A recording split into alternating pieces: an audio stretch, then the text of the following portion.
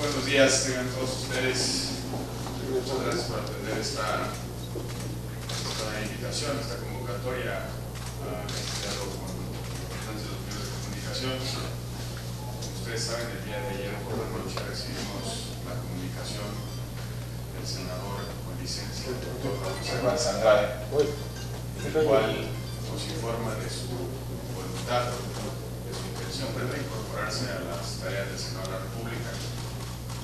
Hemos conversado hace unos momentos sobre lo que eso significa para el Senado de la República, para su propio grupo parlamentario, para una institución fundamental, un senador destacado, un político bien formado, un jurídico, un abogado destacadísimo.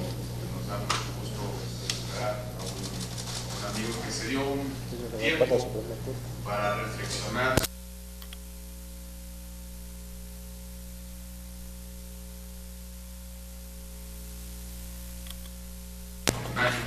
de celebrar el centenario de 1917 y sobre todo a partir del impacto que han tenido las reformas estructurales en el diseño de nuestra Constitución, en la comprensión de nuestra Constitución y los desafíos que tenemos pues como sociedad para articular y materializar los preceptos de una Constitución que cumple 100 años que ha sido intensamente transformada a lo largo del tiempo.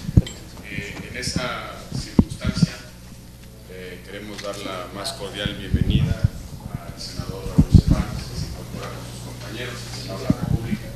Sin lugar a dudas, su talento será no solamente útil para los desafíos que tiene el Senado de la República, sino sobre todo para generar los consensos y las políticas públicas desde el Senado de la República. Hemos también conversado sobre una propuesta que formalizaremos la próxima semana. Vamos a encomendarle el Pleno del Senado, me refiero, vamos a encomendarle al senador Raúl Cervantes que se encargue de la comisión que justamente reflexione cuál es el futuro, cuál debe ser el horizonte, cuál debe ser el desdoblamiento de nuestra Constitución a 100 años de su promulgación.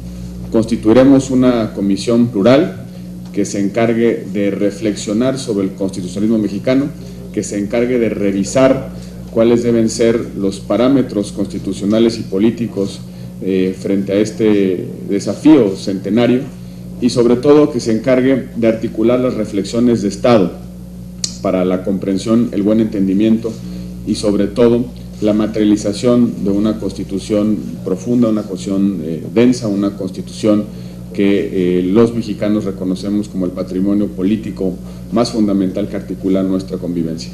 En ese sentido, el senador Raúl Cervantes le hemos pedido que se encargue de la comisión relacionada con el centenario de la Constitución de 1917, que sea quien se encargue de programar las actividades fundamentalmente de reflexión, de análisis, de diálogo, de debate sobre lo que significa la Constitución a 100 años de su promulgación y sobre todo que abra el debate sobre el constitucionalismo del siglo XXI. Si requerimos una nueva Constitución, si es necesario simplemente reformar la actual, las preguntas centrales del constitucionalismo mexicano, las preguntas centrales del México contemporáneo, si a 100 años de la Constitución de 1917 con ella debamos seguir adelante o si necesitamos articular un nuevo consenso constitucional. Esa es la petición que le hemos hecho al senador Raúl Cervantes y agradezco la presencia del senador Arturo Zamora esta mañana. Ha aceptado, como siempre, con la gentileza que lo caracteriza esta propuesta que hemos hecho y en la próxima sesión que celebre el Senado de la República formalizaremos la creación de esta comisión que presidirá y yo auguro que muy destacadamente nuestro compañero y amigo el senador Raúl Cervantes. Por favor, senador. Gracias, presidente. Aprecio mucho sus palabras y aprecio mucho también que a través del presidente del Senado me hicieran saber de la Junta de Coordinación Política este honor de dirigir estos trabajos que ya les explicó el presidente del Senado. Yo tomé la decisión, una vez que terminé mi año sabático, mi tema académico, el libro que justamente habla del constitucionalismo de principios, que se corresponde a la iniciativa que presenté en el primer periodo de la Constitución de Principios, en donde hacía una propuesta sobre cómo extraer los principios y los valores de la Constitución y cómo desarrollar leyes de desarrollo constitucional. Me lo prologa y me hace el honor de prologarme el doctor Diego Valadez. Tuvimos contacto y quien tomó dinámicamente este asunto fue en paz descanse el senador Camacho Solís. Y tuvo un contacto muy importante con jurídicas. Me hicieron el honor de nombrarme las senadoras y senadores, el presidente del Senado, y él encabezó estos esfuerzos a tal grado que 3 grandes investigadores de la UNAM, Diego Valadez, el doctor Pedro Salazar y el doctor Héctor Fix, hicieron un libro del reacomodo constitucional. Entre los principios, entre el reacomodo constitucional, entre las teorías mexicanas del neoconstitucionalismo o las teorías europeas de la constitucionalización del derecho, es de lo que se refiere el presidente del Senado, que debe ser un reto muy amplio, un mandato muy amplio de reflexión, que viene a hacer a estos 100 años de nuestra Constitución. Los centenarios, los bicentenarios de las constituciones de los países siempre debe ser una reflexión de perspectiva de futuro, sin duda de reflexión por qué se construyó en el pasado, pero lo más importante, la perspectiva de futuro y qué significa. En mi convicción, una constitución es el reflejo de los valores y principios de una sociedad que se da a sí misma para poder convivir, y que el gran reto en nuestro país será disminuir la desigualdad y por lo tanto tener una mejor distribución de la riqueza y de las oportunidades. Que si eso esencialmente le damos cumplimiento a lo que en el artículo 3º constitucional denomina como un sistema democrático, en donde no se habla de una estructura jurídica, ni tampoco se habla de una estructura política, sino se habla de una forma de vida, tal cual lo califica, es una forma de vida del constante crecimiento económico, social y cultural de una población. Si estos mandatos, las reflexiones que hice, las visitas que hice a otros países, las conferencias, las clases, las lecturas y el intercambio, espero que sea para bien nutrir el debate constitucional dentro del Senado de la República. Y agradezco mucho a todos mis amigos y amigas, los vuelvo a ver, agradezco mucho al presidente del Senado, al senador Zamora, a los demás coordinadores, y a todas y cada uno. El 5 me presento a ejercer mis funciones. Hablé con el senador Ursúa, que es mi senador suplente, todavía el senador en este momento. Le hablé y le expliqué las razones de lo que ya se había cumplido con respecto a un año. Me siento en paz, me siento tranquilo, con muchos ánimos y sobre todo me siento en mi casa. Mil gracias. Antes de darle la palabra al senador Arturo Zamora, debo también recordar que el senador Cervantes se incorporará de manera pronta a un órgano que hemos constituido en el Senado de la República, el Consejo Consultivo del Senado, integrado por los expresidentes del Senado, que el próximo jueves se constituirá formalmente, y en la que sin lugar a dudas podremos aprender, podemos aprovecharnos como institución de la experiencia de quienes han tenido la encomienda de dirigir esta institución, como lo ha sido mi buen amigo el senador Raúl Cervantes. Senador Arturo Zamora, por favor. Muchas gracias, buenos días a todos. Sin duda, el Senado de la República de nueva cuenta se enriquece por la experiencia de un doctor constitucionalista, un gran amigo de todos nosotros, alguien que también en su paso como presidente del Senado de la República pues logró mantener la hegemonía, logró mantener los trabajos en una etapa importante para el propio Senado de la República. El senador Emilio Gamboa, por supuesto, y todo el grupo parlamentario, le damos la bienvenida a nuestro amigo.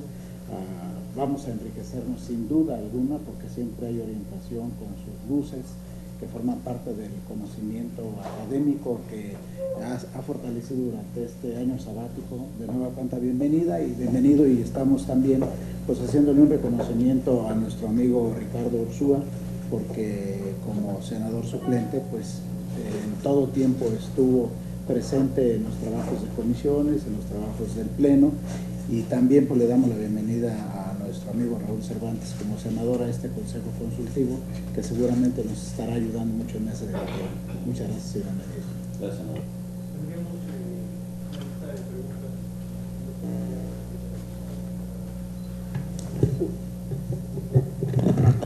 Senador, bienvenido. Y yo le quiero preguntar, es obvio pues, que su regreso al Senado implica que ya no va a contender por un puesto en la Corte. Yo le quisiera preguntar qué factores lo llevaron finalmente a decidir pues, ya no contender, si fue este escándalo que surgió a raíz de algunas voces que piden no se partidice la Corte, y fundamentalmente eso. No, mejor una por una.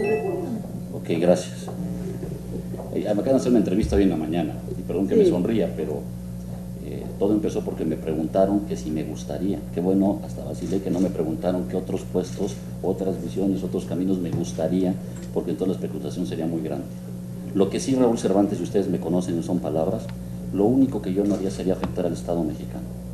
Si la posibilidad, porque nunca que yo sepa hubo un acuerdo en específico, ni una invitación de ninguno de los dos poderes, ni siquiera un compromiso por parte de mis compañeros senadoras o senadores para impulsarme, sí una ilusión, sí. Sí, con humildad digo que hubiera hoy o en cualquier etapa de mi vida, cualquier abogado constitucionalista le gustaría estar en la Suprema Corte, sí.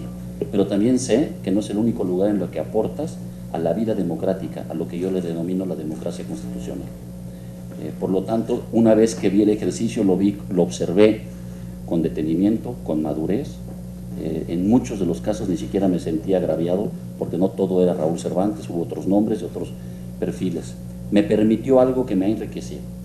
Primero, que las gentes que no me conocieran fuera a buscar y platicara con ellos, tanto en lo que es el denominado Círculo Rojo o en algunos casos con los académicos. Tuve debates no de Raúl Cervantes de defender específicamente la posibilidad de una nominación, sino sobre todo el pensamiento constitucional que expresaré en el Pleno y en las comisiones de lo que necesita la Corte. La Corte, si me permite, con dos grandes ministros, la ministra Olga Sánchez Cordero y el ministro Silva Mesa, los dos muy amigos desde hace muchos años, con su mandato terminado en la Corte, dejan un perfil específico de pensamiento constitucional.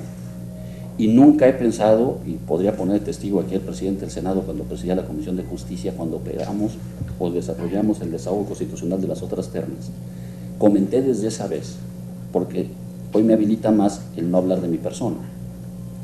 Las ternas y las facultades que tiene el Senado de la República es para mantener los equilibrios que ahorita existen en la Corte, para que su evolución sea por el debate constitucional en el Pleno y por el debate constitucional y legal en las salas. Y que lo que primero se debe definir cuando sale un ministro es qué perfil está dejando, y por eso qué necesidad tiene la Corte, el colegiado llamado Pleno, el colegiado llamado Primera Sala, el colegiado Segunda Sala. Y que garanticemos que esa violación, porque es un mandato a 15 años, eso se retroalimenta en un crecimiento y una evolución, sin dejar de tener que es un contenido de derechos con una estructura del Estado. Las dos cosas deben ser una ponderación. Que nuestro sistema jurídico, hace una semana me invitaron a dar una conferencia al foro de abogados y nadie me preguntó si iba para la Corte, por ejemplo. O sea, solo salía más bien en los medios que en el tema académico, o daba conferencias y nadie me preguntaba, oiga, usted está queriendo ir a la Corte.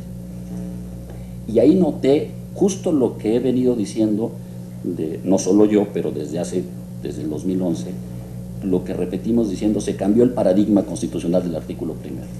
Y cuando digo se cambió el paradigma constitucional, me atrevo, y en mi libro así lo planteo, es que lo que estamos haciendo, y perdón el tecnicismo, es crear una hermenéutica artificial. Estamos creando una comunidad científica de comunicación sobre conceptos concretos, no solo en México, sino también en la región, que la evolución de este pensamiento va a durar 3, 5, 10, 15 o 20 años, como toda comunidad científica, y que la resistencia de alguna parte de la misma, de los operadores del derecho que no están evolucionando, es el enorme reto. Con esa construcción y con ese pensamiento, la Corte juega un papel muy importante, el Senado de la República juega un papel muy importante, el Poder Ejecutivo juega un papel muy importante, la Academia juega un papel importante, y sin duda la sociedad civil.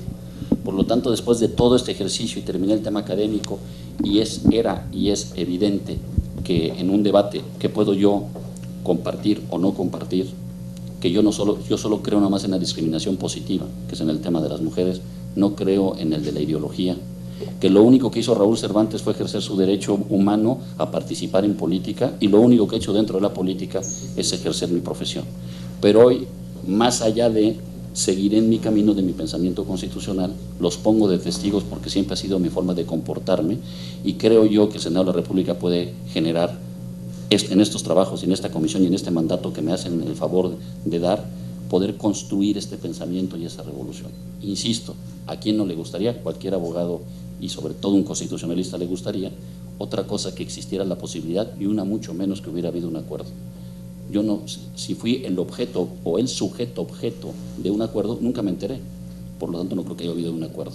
Hoy en el Senado prefiero fortalecer, nunca lastimaría al Senado de la República, presidente, con ninguna intención o con ningún velo. Y como acabó el año académico, acabó mi libro y las condiciones con las que se hubieran podido hacer no existían, con responsabilidad, con tranquilidad, con madurez y con una enorme ilusión de lo que voy a hacer aquí en el Senado de la República, regreso al Senado y me siento muy satisfecho de que las puertas se me abran aquí.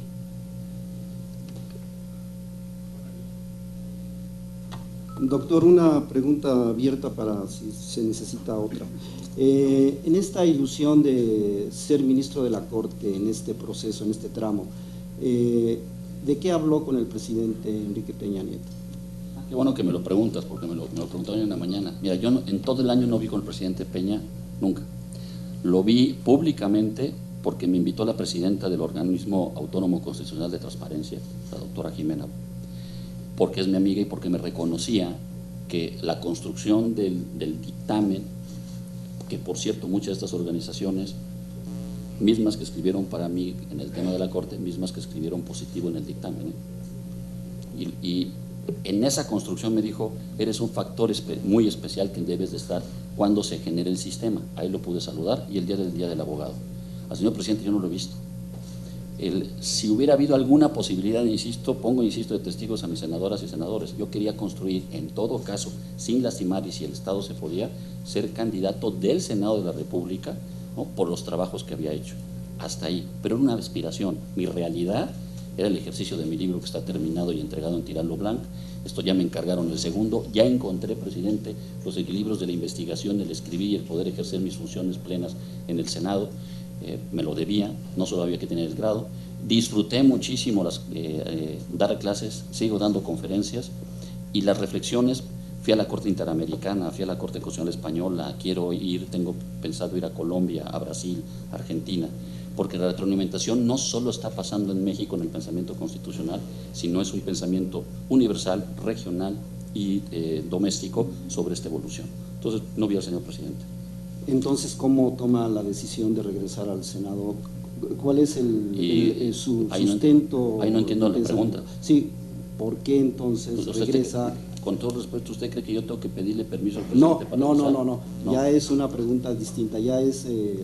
¿Por qué yo? Usted, ¿por qué al final de cuentas dice, me regreso al Senado? Mis trabajos. Cuando ya estamos a unos días de que llegue las ternas. Bueno, yo no sé si estaremos en unos días, pero será el proceso, ¿no? Normalmente se dan en estas fechas.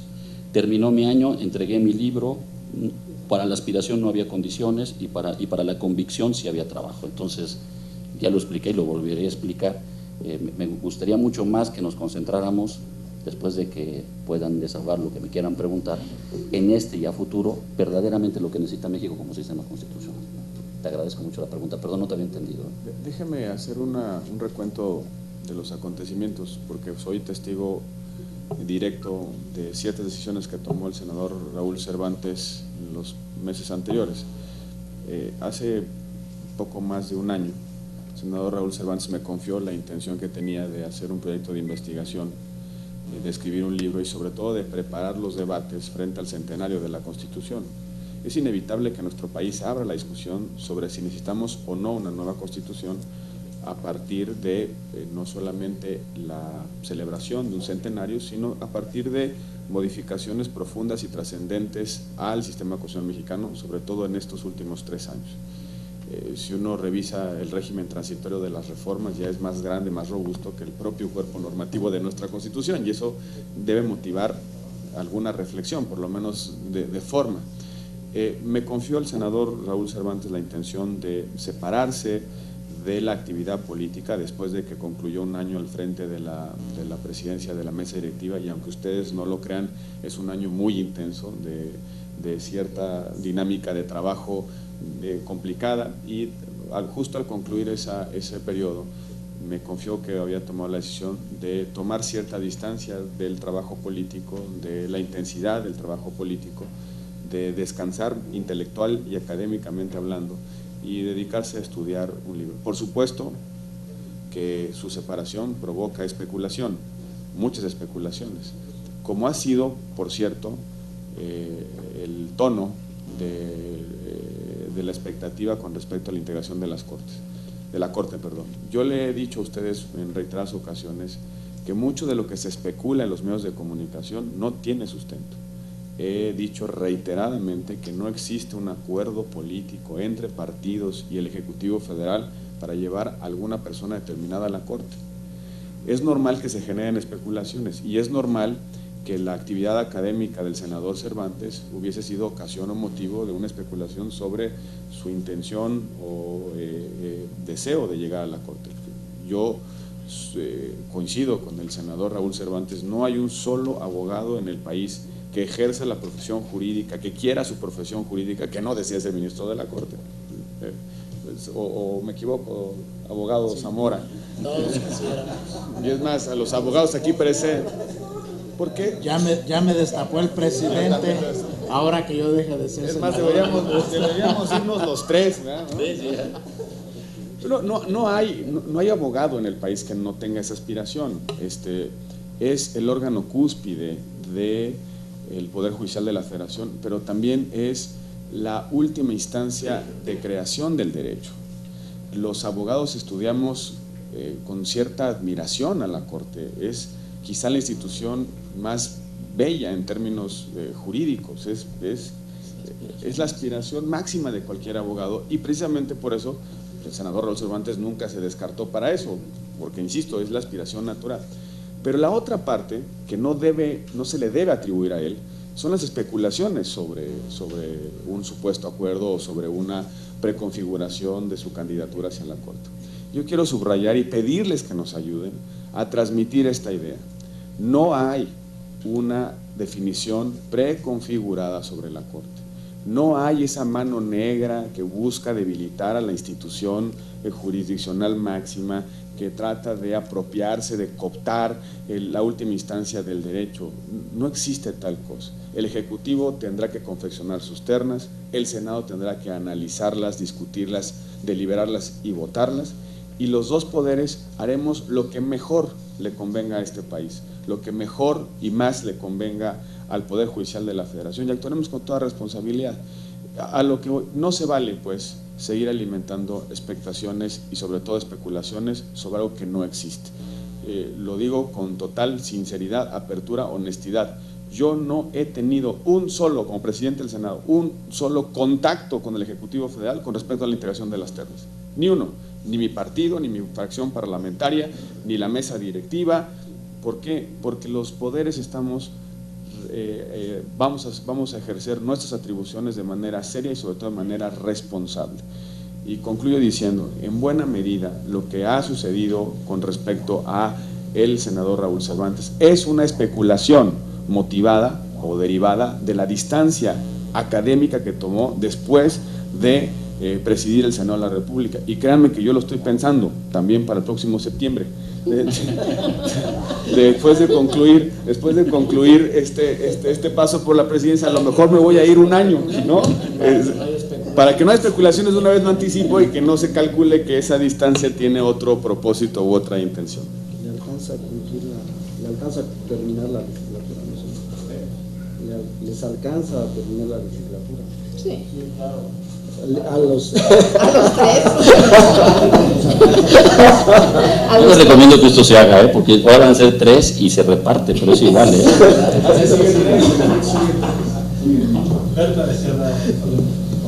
Van a decir que ya nos destapamos, queridos senadores. Bienvenido nuevamente. Senador, pues se necesita una nueva constitución. ¿Cuántas modificaciones lleva la actual? ¿Aguanta todavía más?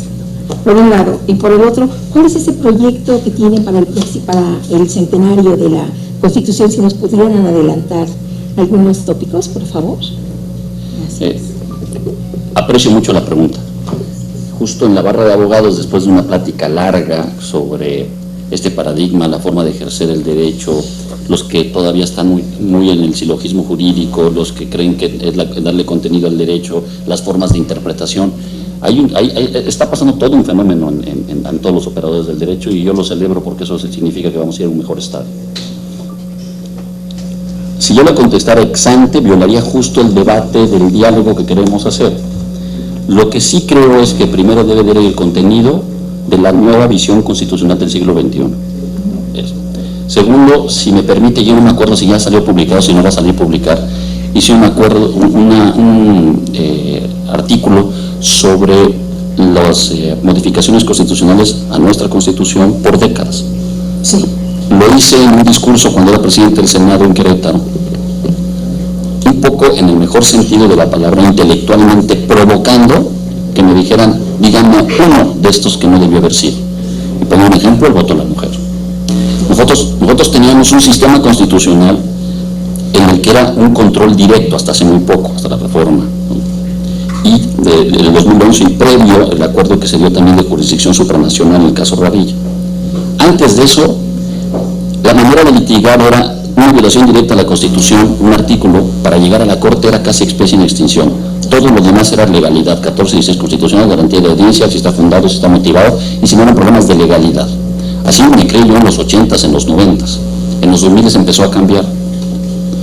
Si yo le dijera que la Constitución se tiene que quitar y tenemos que poner una nueva, estaría, insisto, violentando lo que entiendo que es lo que me está pidiendo el Senado de la República, decantar las diferentes posiciones para que con una posición de Estado en la que el Senado de la República participa en el poder renovador de la Constitución, medite e incorpore democráticamente a los niveles de gobierno, a los poderes, a los órganos autónomos, a la sociedad en su conjunto, a la academia, sobre lo que está escrito.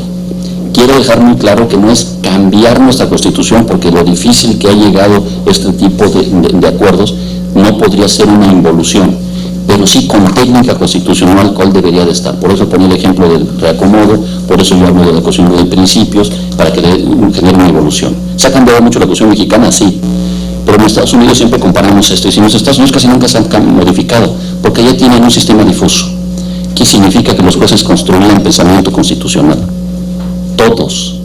Y cuando estudias Derecho en los Estados Unidos te ponen un chip para que tú entiendas y interpretes de forma directa los principios constitucionales. Es un sistema completamente diferente.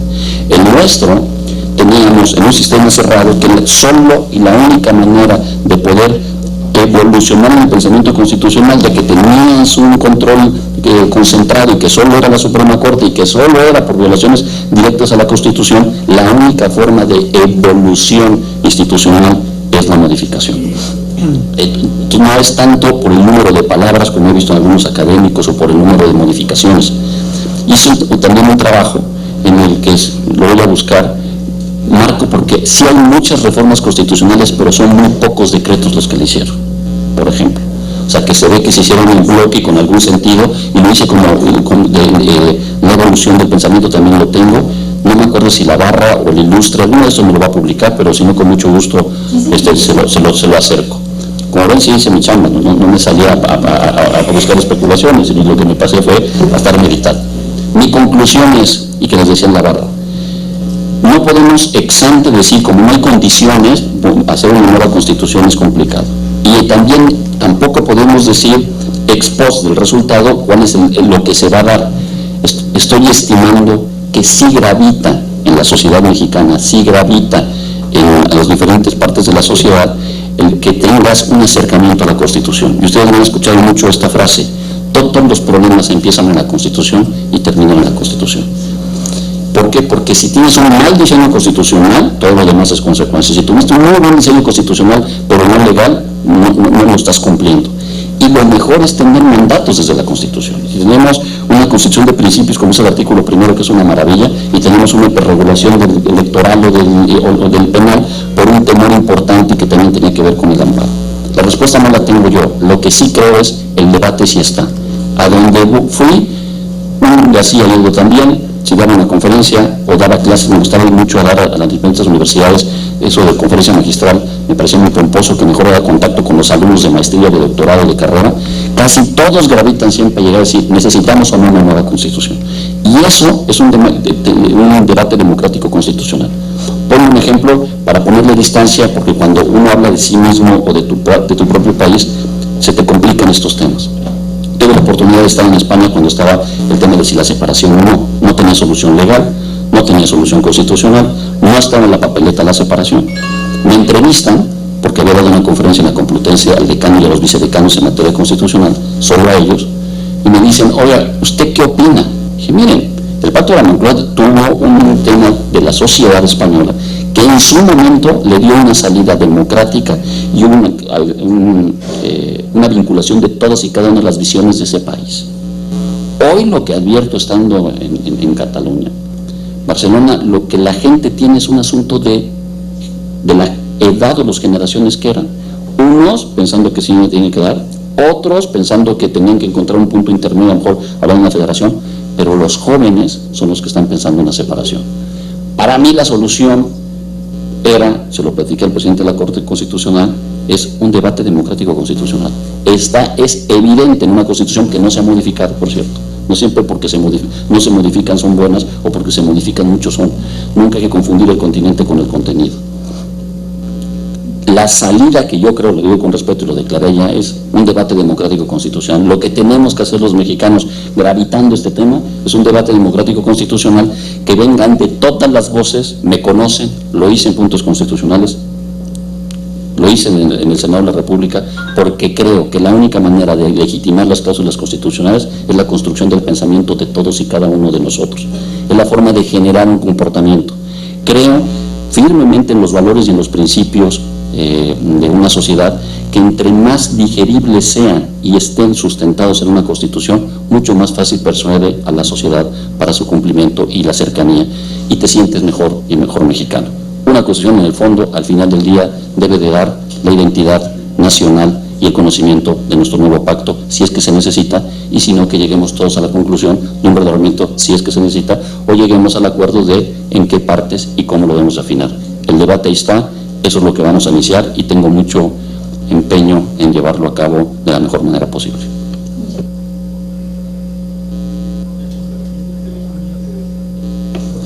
¿Qué tal, senadores? Bienvenido. Para el senador Raúl Cervantes, Cuauhtémoc Cárdenas ya presentó un proyecto. No se les adelantó Cuauhtémoc Cárdenas, si ustedes están tratando de abocar el camino, o lo invitarían a que él también participe en este nuevo plan de la Constitución. Y para el senador Raúl Cervantes hay dos temas que, para el senador Roberto Gil, una opinión que me da sobre si se debe legalizar o no el uso de la marihuana ahora en la Corte, y sobre los maestros de la CENTE que fueron detenidos. Mi visión, y lo vuelvo a repetir, es la única forma que tú tienes de legitimar, sobre todo en un proceso de revisión constitucional, si no incluyes a todos, estás violando la propia Constitución, sin duda a él y a los demás. Yo no creo que es de adelantar o no, es como si yo dijera que hace 2 años presenté la iniciativa de Constitución de Principios y la de Desarrollo, o que los investigadores dijeran que sacaron el libro. Lo natural es que llegando a los 100 años tenemos que hacer una reflexión, y sin duda a él y a cualquier mexicano o mexicana que tenga interés de platicar. Ustedes saben, soy incluyente y eso es realizar. ¿Importan ideologías? Nunca lo hice. Tampoco, nunca menos. Si no lo hice en las modificaciones constitucionales que me tocaron en puntos constitucionales, se han de acordar que yo dije, las presidencias de la comisión, por lo menos la mía, será una presidencia sin vinculación con los grupos parlamentarios, en el sentido de que dije, a ver, tengo un secretario del PAN, un secretario del PRD, pedía a un priista que defendiera la posición del grupo parlamentario. Yo lo que generaba, y por eso pudimos llegar a un estadio en el contenido de ese dictamen, fue una posición neutra en donde trajimos a escuchar a todos, y en su momento la Red de Rendición de Cuentas, Fundar y todas escribieron que había sido uno de los mejores procesos legislativos por la inclusión. Nunca lo he hecho. Como presidente del Senado, nunca manejé ni direccioné la mesa por una visión de grupo parlamentario de poder, sino que lo que a mí significa, y creo que estoy convencido, y este Senado de la República todos lo han demostrado, es que creemos en el Parlamento abierto, y que por lo tanto podemos traer. Basta nada más recordar qué hice con la consulta. Había presiones de que reserva de ley, y yo traje una teoría constitucional que se llama la efectividad sustantiva de la norma constitucional europea, la dictamos, y había presiones a favor y en contra, que eso es una democracia, y se llegó a una defensa de la Constitución para darle contenido a un derecho que no tenía una ley, y al final del día hubo el respeto de todos los senadores y senadoras, pero sobre todo también el proceso cuando terminó la Corte lo calificó de adecuado. Eso es Raúl Cervantes. A lo mejor un año no se acuerdan, acuérdense cómo me llevo, Yo soy una persona incluyente de pensamiento abierto que nunca creo que la posición exclusiva, como se menciona a veces en la sociedad, de un partido o de un grupo parlamentario es el que limita tu actuar personal. Habemos muchos senadores y senadoras de la República que creemos y anteponemos siempre el interés de México sobre nuestro criterio. Podríamos equivocarnos de criterio, pero no anteponemos por ideología. Sin lugar a dudas, él y los demás estarán abiertos. Y recibir eso. Opositores, disidentes, todo. Así le hice en transparencia y así escuché, insisto.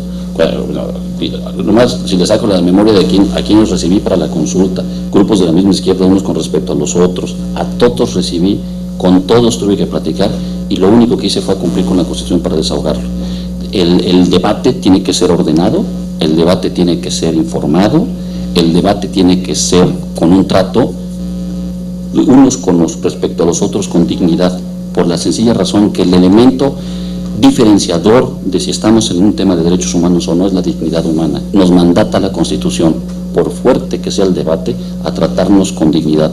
Salvo ese tema que siempre fue y que en el Senado de la República se ha dado de una manera adecuada, todo lo demás, los pensamientos serán bienvenidos, los del no, los del sí, todas las escuelas y academias que puedan darse. Presentaré un trabajo previo primero a mi mesa para hacerlo plural, para que ellos lo presenten a sus grupos parlamentarios, no es un tema menor, para que la mesa directiva y la Junta de Coordinación Política estén de acuerdo en el método, y una vez realizado el método de común acuerdo de todas las fuerzas políticas, podremos invitar abiertamente, como lo hice en otras reformas, en el conocimiento de que lo que queremos es una reflexión nacional, y para tener una reflexión nacional tienen que estar incluidos todos los que les interesa. Yo les puedo decir que no creo en la discriminación por ideología, que sería poco sensible decirles que alguien en este tema me discriminaron por estar en un partido político, cuando decían que eso puede inhabilitar para cualquier cosa. Eso es una discriminación que viola el artículo 1 constitucional. No creo que dividir sea una forma de discutir la Constitución, y creo que es una de sumar. Me conocen, al revés, yo les pediría que estemos muy cerca cuando estos trabajos se den. Sé de la importancia del mandato que me da el presidente del Senado de la República y los coordinadores y el presidente de la Junta de Coordinación Política, y lo haré con el mejor de mis esfuerzos en estos equilibrios de presentar ante la sociedad un debate, insisto, ordenado, informado, no coherente y con un profundo respeto y dignidad unos con respecto a los otros. Nuestro país es muy diverso y es justo eso lo que le da riqueza. Gracias. Perdón, yo siempre hablaba mucho. Ya me van a tener que aguantar otra vez. La pregunta que va a contestar el Senado de la República a través de una comisión especial que encabezará el senador Raúl Cervantes es justamente si necesitamos o no una nueva Constitución y qué tipo de entendimiento de la Constitución requiere la sociedad del siglo XXI mexicana. Y esa es la pregunta que le hemos encomendado a esta comisión especial, de articular un diálogo nacional que intente darle respuesta. Y yo estoy seguro que la respuesta la construiremos entre todos, con inclusión, independientemente de la formación política o de la trinchera partidaria en la que nos encontremos. Porque, como dice el senador Cervantes, debe ser una discusión, un debate nacional, una reflexión nacional, y para eso requerimos que estemos todos, los que ya se han pronunciado y los que no nos hemos pronunciado en relación con esa pregunta.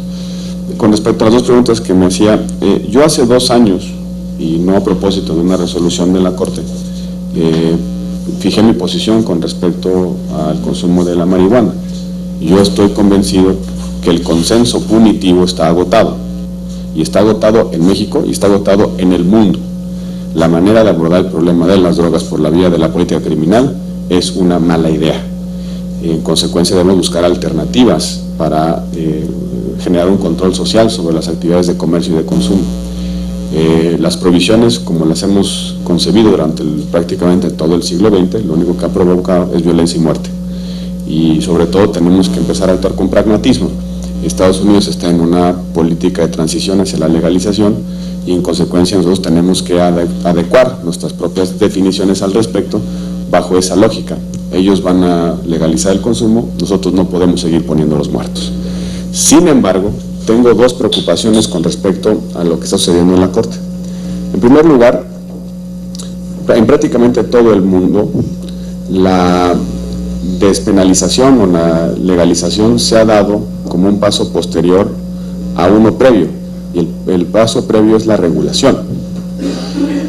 Me preocupa pues que 5 ministros nos lleven a dar un paso para lo cual nuestra institucionalidad no esté preparada.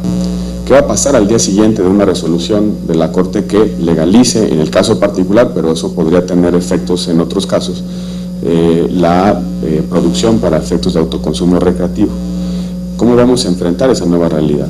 Me preocupa que el país, su institucionalidad no esté listo para una suerte de legalización de caso por caso, pero que evidentemente el criterio pueda extenderse a otros.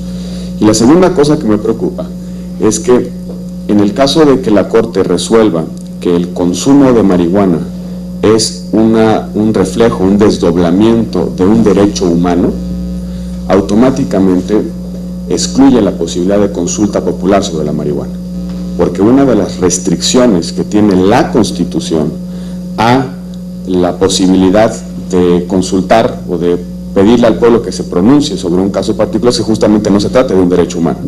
Si la Corte en esta resolución, en un caso concreto, dice consumo de marihuana es desdoblamiento de un derecho humano, automáticamente no podremos convocar a consulta popular.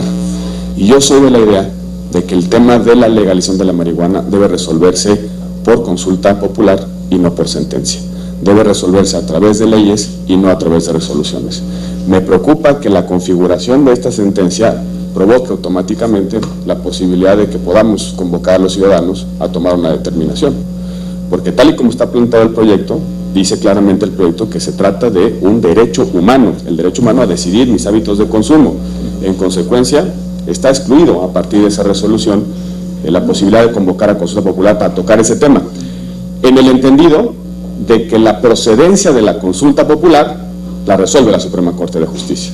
En consecuencia, sería muy difícil que la Suprema Corte dijera: entiendo el consumo de marihuana como un derecho humano y no lo entiendo para efectos de consulta popular. Me preocupan mucho estos dos problemas.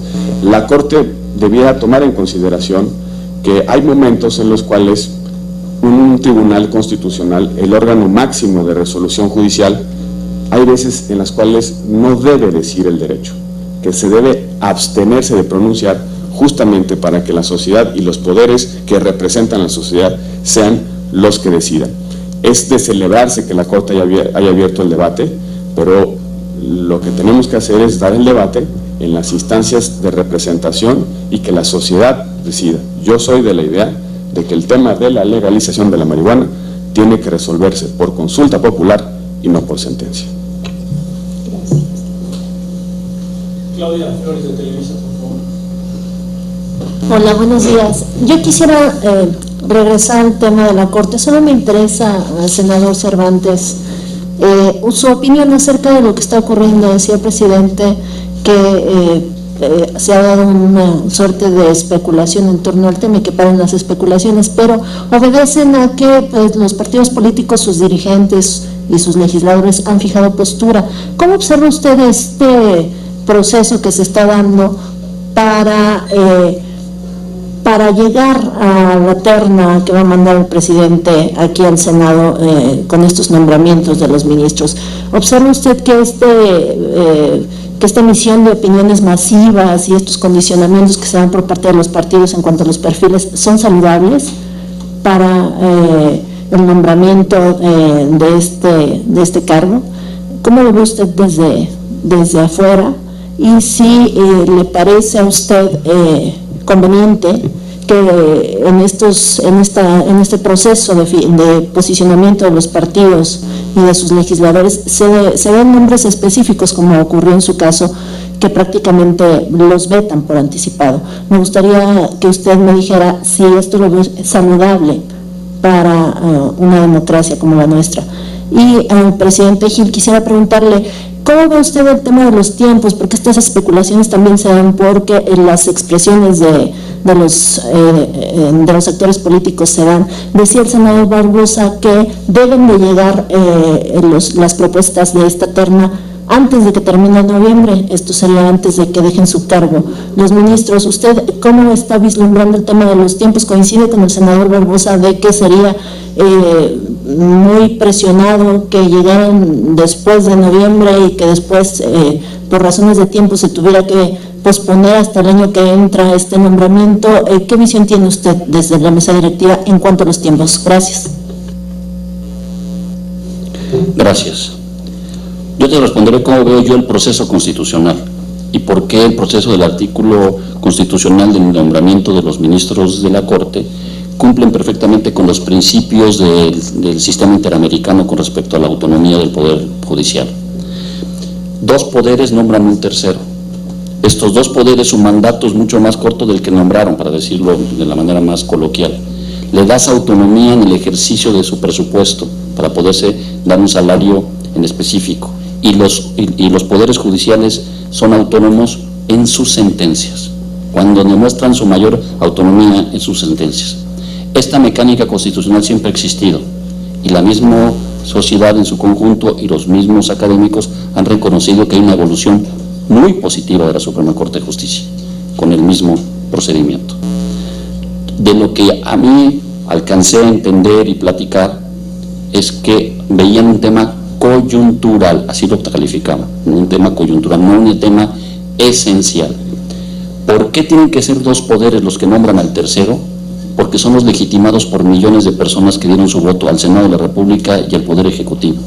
En un elemento tan sustancial e importante en el nombramiento de los senadores, digo de los ministros, lo que tiene que ver es la mecánica con la construcción de las ternas y que los votos de quien quisiera ser ministra o ministro de la Suprema Corte, primero pasando por la terna y después por el Senado de la República, tiene que legitimar el interés constitucional a los poderes.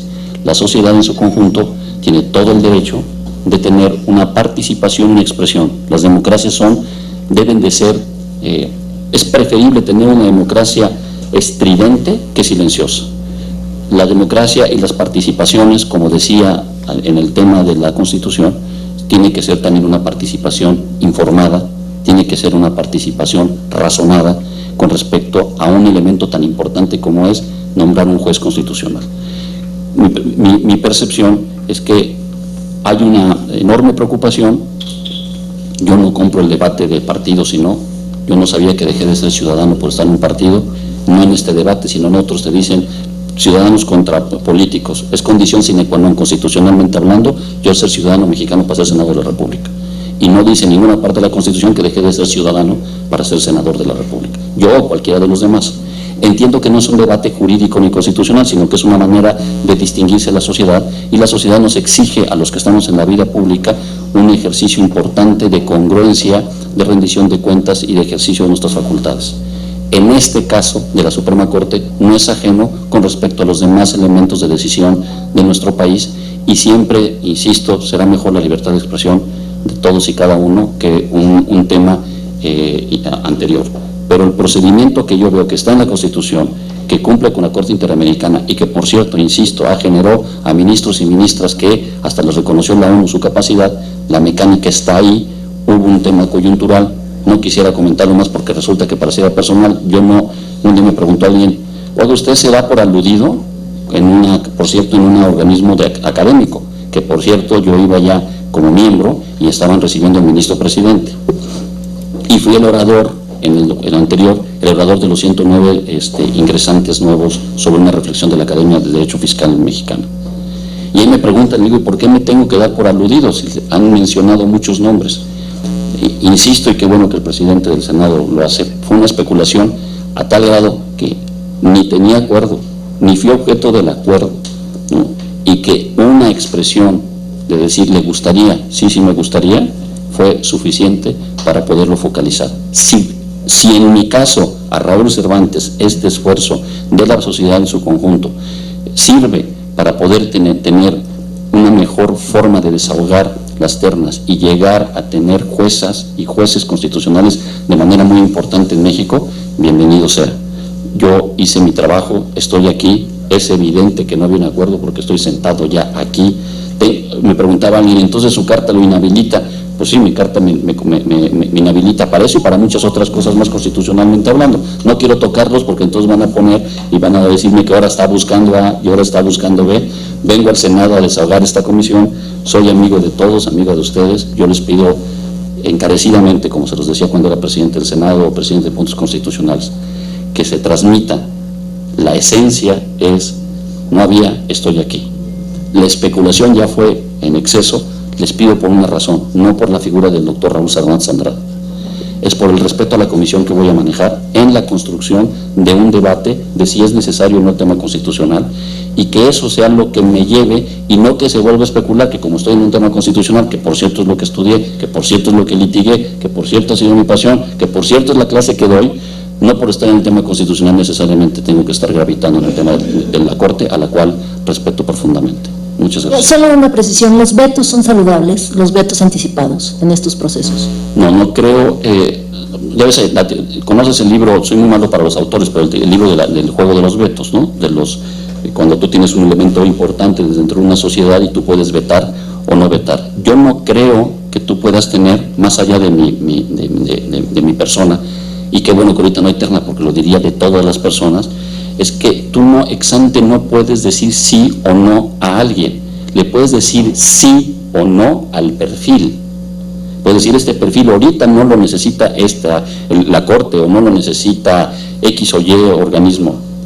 El análisis debe de ser en el perfil. Por eso muchas de las sociedades de la participación no personalizó, muchas universidades nunca personalizaron, sino generaban una idea debatible sobre si venías del sistema de partidos o no venías del sistema de partidos, pero salvo ese tema no se daba. No creo en ninguna circunstancia que tú, sin hacer un análisis, en este caso concreto de un perfil, puedas generar ex ante, sin argumentación, un prejuicio para rechazar, en cualquier escenario. No lo creo. Yo creo que el juego de los vetos, si existen ex post, siempre después que se ponen dentro de las instituciones y que éstas a su vez puedan razonar el por qué sí o por qué no de sus votos, como lo viven diario en el Senado de la República y como le acaban de preguntar al presidente del Senado una posición de un tema bastante delicado. De eso se trata la democracia y no consideraría que el procedimiento, insisto, constitucional no sea el adecuado porque se ha desahogado muchas veces y con gran éxito. Para complementar solamente, si me lo permiten, aunque no he sido aludido, pero también, si me lo permiten, el artículo 96 de la Constitución establece un sistema de responsabilidades compartidas. Esto es, faculta al presidente de la República, por una parte, a que integre y presente las ternas correspondientes. Y también tenemos la facultad en el Senado de la República de resolver por mayoría calificada la determinación de quién será el ministro o el ministro de la Suprema Corte de Justicia de la Nación. Lo importante aquí es que la propia Constitución establece ciertos criterios y en esos criterios que son tan amplios no cabe lugar al veto anticipado. Los criterios establecen, por un lado, la idoneidad de las personas, pero por otro lado también se establece que sean personas conocedoras del derecho, que tengan independencia de criterio, en donde se puede nutrir la Suprema Corte de Justicia de la Nación tanto de magistrados de carrera como también de externos. Esto es, unos y otros tienen filosofías jurídicas que en un momento dado son los que mantienen los equilibrios de criterio en las decisiones de la Suprema Corte de Justicia de la Nación, sobre todo en estos tiempos de cara a un cambio muy importante con la reforma del primero constitucional, que da lugar a una nueva época en la interpretación de todas las normas, donde sí se hace necesario que haya en la Suprema Corte, por supuesto, integrantes de las ternas que provengan del sistema de carrera judicial, pero también que no sea prohibitivo a los académicos, a los profesores, a los investigadores que también tienen la práctica del derecho y que podrían nutrir sin duda alguna pues el sistema de interpretación constitucional de la Suprema Corte. ¿Esto qué significa? Que de ninguna manera se deben plantear opiniones ex ante para descalificar a ninguna persona, porque incluso estas opiniones van en contra del espíritu de lo que dispone el artículo primero constitucional. De otra suerte, este sistema de responsabilidades compartidas que tenemos, tanto el Poder Ejecutivo como el Poder Legislativo, que repercuten en el sistema de vida interno del Poder Judicial, pues es una una estrategia jurídica diseñada desde hace muchos años que nos ha permitido mantener algo muy importante, que es el equilibrio entre los poderes, la independencia de criterio entre los poderes, y como consecuencia en las decisiones que emite la Suprema Corte, sin duda alguna, muchas de ellas tienen que ver con la estabilidad social y política del país. Así como no son convenientes las especulaciones para efectos de vetos, tampoco son convenientes las especulaciones sobre los tiempos. Y voy a explicar por qué. La Constitución establece, en el caso de la elección de ministros, un proceso compuesto por 3 etapas. Una etapa inicial con el envío de una terna, en la cual se tiene que pronunciar el Senado de la República en un plazo de 30 días, dice la Constitución. Si no hay pronunciamiento en el plazo de 30 días, en consecuencia se entiende por desechada la terna y se envía una nueva terna, es la segunda etapa del proceso. Y si en esos 30 días no hay decisión, en consecuencia el presidente, tercera etapa, hace el nombramiento de manera directa. El plazo que existe para el envío de la terna, mejor dicho, no existe plazo específico para el envío de la terna. Se acostumbra que se tome la previsión de tiempo suficiente para que no se genere una ausencia, un vacío en la Corte. En el caso de los 2 ministros, concluyen su mandato el 30 de noviembre. Se entiende, como se aconseja recomendable, que el 30 de noviembre tengamos una decisión para que la Suprema Corte pueda funcionar de manera integral con sus 11 ministros y cada una de las salas tenga 5 ministros, y con ello evitar el riesgo de un empate en el seno de las comisiones. Pero no hay una definición de tiempo, es un criterio estrictamente prudencial, que podamos hacer todo lo que esté a nuestro alcance para que el primer día que se genere la vacante, es decir, el 1 de diciembre, ya estén nombrados los 2 ministros. Pero no hay una regla de envío temporal a cargo del presidente de la República. ¿De qué dependerá? Pues del propio análisis que haga el presidente de la República con respecto a la integración de las ternas. Se tiene que valorar perfiles, se tiene que tomar una decisión de manera comprensiva, integral, y luego enviarlo al Senado. A partir del primer minuto que nosotros recibamos la terna, empieza a correr el plazo de los 30 días para pronunciarnos. Ahí sí nosotros tenemos plazo, el presidente no, nosotros sí. Si no nos pronunciamos, se abre la segunda etapa, y si no nos pronunciamos, se abre la tercera etapa. ¿De qué va a depender, pues, el envío de la terna? De la decisión del presidente de la República, que es recomendable que el primer día de la vacante tengamos ya integrados a los ministros, es lo correcto. ¿Puede posponerse la decisión? Sí, sin duda. ¿Podría funcionar la Suprema Corte con 9? Sí, sin duda. ¿Podría funcionar con 10? Sí, sin duda. No pasa absolutamente nada si el día 1 de diciembre no tenemos una decisión tomada. No pasa absolutamente nada si el presidente manda la terna el 4 de noviembre, el 5 de noviembre o el 15 de noviembre. El plazo está establecido en la mecánica constitucional para que el Senado se pronuncie, y en esos 30 días los consensos políticos tendrán que definir si estamos o no en posibilidades de tomar una decisión al respecto.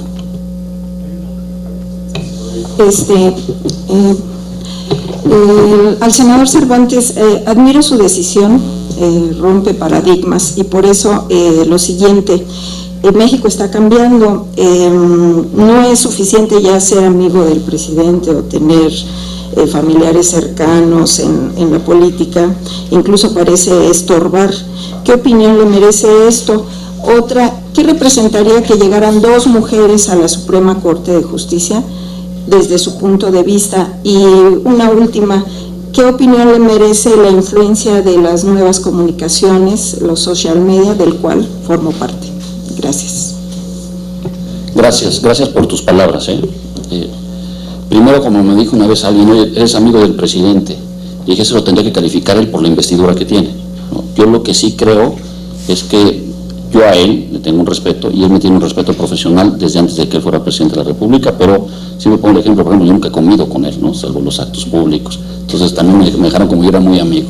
Segundo, aclarando de mi primo, estrictamente es mi sobrino en 5º grado, ¿no? Al cual le dije en un programa, y le vuelvo a decir, lo amo, es mi sangre, pero en grado desde el punto de vista legal no estaba impedido, y que por cierto también la integración de las ternas los puede hacer en términos de la Administración Pública Federal el secretario de Gobernación.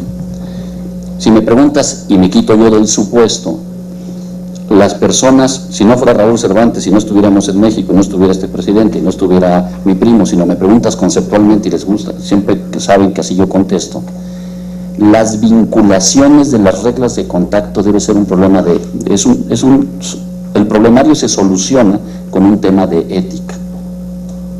Yo me hago cargo de mí mismo, yo no busqué tener un contacto con el Ejecutivo, yo veía mucho a mi primo, a mi sobrino, no al consejero del presidente. No tuve contacto prácticamente en 8 o 9 meses con senadores de la República, ¿no? Salvo esporádicamente que llegara, y hasta hace un par de meses que he tenido contacto con.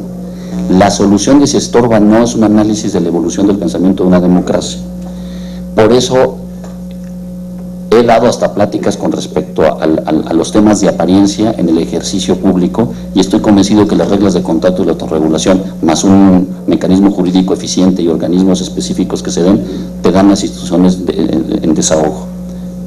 Conclusión, en mi caso, me sirve como referencia que lo que se alimentó fue una especulación de una amistad, como si se diera, ¿no?, cercana, de una deuda que no sabía cuál. En todo caso tendría que haber sido con la Cámara de Diputados, la Cámara de Senadores y todos los grupos parlamentarios, porque lo único que hice fue realizar las facultades de presidente del Senado de la República, y quien me tenía que calificar si lo hice bien o mal fueron mis compañeros senadores y senadores de la República y la sociedad en su conjunto. Y hasta donde yo tengo ese balance, me fui muy contento, muy satisfecho del trabajo que hice.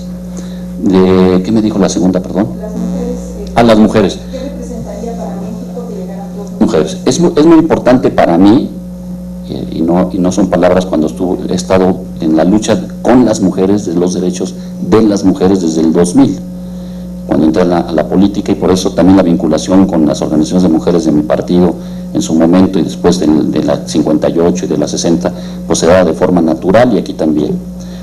Primero es sí un tema yo no soy, ni tengo facultad, ni te diría quién, cómo se construye, pero es evidente que México también necesita impulsar la igualdad sustantiva, estoy convencido, con pensamiento de género.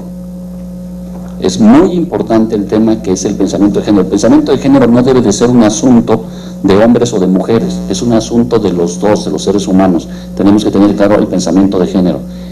La calificación del perfil de un hombre o una mujer tiene que llevar el contenido del pensamiento de género. Si la solución, y hay grandes mujeres abogadas en México, operadoras del derecho, dependiendo en donde busquen, magistradas o académicas o abogadas litigantes, etcétera, será una decisión que tenga sorpresa un poder que no me puedo pronunciar, me pronunciaría cuando llegue. Pero conceptualmente hablando, el tema de la igualdad sustantiva lo impulso. Si no sale hoy, sale pasado mañana, por ahí, ya ni sé. En El País sacó un artículo sobre el tema que ya tenía como 8 o 10 días que había mandado, de qué significa y lo que se tiene. Y de lo tercero, perdón, es que como estoy medio...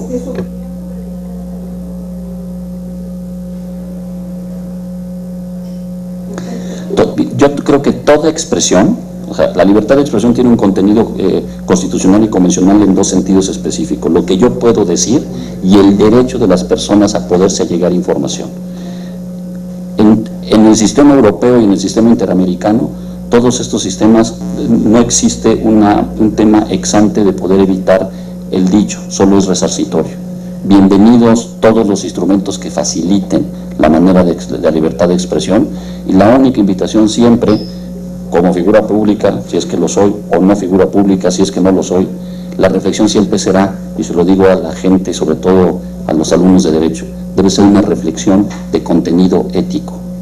Mi visión de la profesión es que lo que tenemos que evolucionar es que el ejercicio del derecho sea con ética, y que por lo tanto haya sanciones quien hace prácticas de ética, y que la sociedad en su conjunto tenemos que generarla, pero que nuestro México es un México maravilloso, y bienvenidas todas las expresiones y todos los instrumentos novedosos.